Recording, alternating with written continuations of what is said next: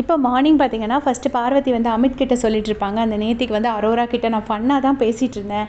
ஆனா, நான் ஃபன்னா பேசிட்டு இருந்தா, அவ வந்து அத நெகட்டிவா எடுத்துட்டு, கொஞ்ச நேரம் கழிச்சு, "இப்போ உனக்கு எத்தன புருஷன்?" அப்படிங்கிற மாதிரி கமருதீன் கேட்கும்போது, அவ வந்து என்கிட்ட சொல்றா, "நீயும் தானே என்ன கேட்ட?" அப்படின்னு சொல்லி.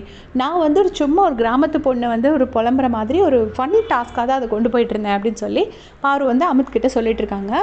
அமித் என்ன ஒரு ப்ராப்ளம்னா, அவர் மனசுல ஒண்ணு நெனைக்கிறாரு. ஆனா, வெளிய அத சொல்ல மாட்டேங்கிறாரு. டைரக்ட்டா சொல்ல மாட்டேங்கிறாரு. கொஞ்சம் கழிச்சு தனியா போயிட்டு வேற யார்கிட்டயாவது அத சொல்றாரு. அத அவர் கொஞ்சம் டைரக்ட்டா ஃபேஸ் டு ஃபேஸ் சொன்னாருன்னா, இன்னும் அவரோட கேம் வந்து நல்லாயிருக்கும் அப்படின்னு நான் நெனைக்கிறேன். அப்புறம் பார்த்தீங்கன்னா, ரம்யாவும் திவ்யாவும் பார்வதியும் பேசிகிட்டு இருக்காங்க.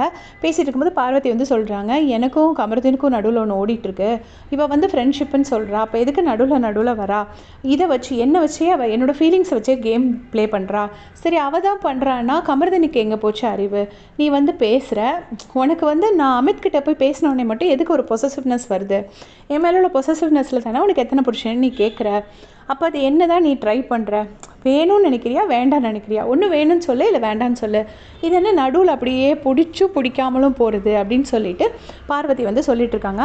அப்போ ரம்யா சொல்கிறாங்க, இப்போ நான் உனக்கு எக்ஸ்பிளைன் பண்ணுறேன் பாரு அப்படின்னு சொல்லிட்டு, சரி வேறு யாரையாவது சொன்னால் தப்பாயிடும். ஒருவேளை நாளைக்கே கமருதீன் என்ன லவ் பண்ணுறான், நான் கமருதீனை லவ் பண்ணுறேன்னு வச்சுக்கோ. அப்போ வந்து உன்னோட கேம் அஃபெக்ட் ஆகிடும். நீ இப்படி கமருதீன் மேலே ரொம்ப ஃபீலிங்ஸ் வச்சேன்னா அது உன்னை ரொம்ப பாதிக்கும். வெளியில் போய் எதுனாலும் வச்சுக்கோ. வெளியில் போய் இதை கண்டினியூ பண்ணான்னா அப்போ நீ தொடர்ந்துக்கோ. இங்கே வச்சு நீ அதுக்கு இது பண்ணாத. உனக்கு நான் சொல்லித்தர அளவுக்கு நீ தெளிவில்லாத பொண்ணெல்லாம் கிடையாது. உனக்கு நல்ல தெளிவு இருக்குது. முதல்ல லவ் பண்ண ஸ்டார்ட் பண்ணும்போது எல்லாம் நல்லா தான் வருவாங்க. தாங்குன்னு தாங்குவாங்க. நம்ம வேண்டான்னு சொன்னாலும் நம்ம பின்னாடியே வருவாங்க.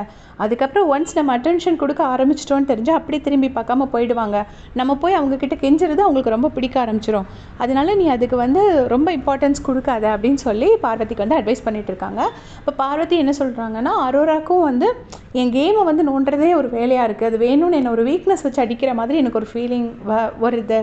ஸோ நான் இனிமேல் வந்து இந்த கமருதீன் கிட்ட நான் கேர்ஃபுல்லாக ஒதுங்கி இருக்க போகிறேன் அப்படிங்கிற மாதிரி சொல்லிட்டு இருக்காங்க. ரம்யா அவங்களுக்கு ரொம்ப ஜென்யூனாக, ஃப்ரெண்ட்லியாக நிறைய அட்வைசஸ் பார்வதிக்கு கொடுத்துட்ருக்காங்க. இதை பற்றி உங்களுடைய கமெண்ட்ஸ் சொல்லுங்கள். தேங்க்ஸ் ஃபார் வாட்சிங்.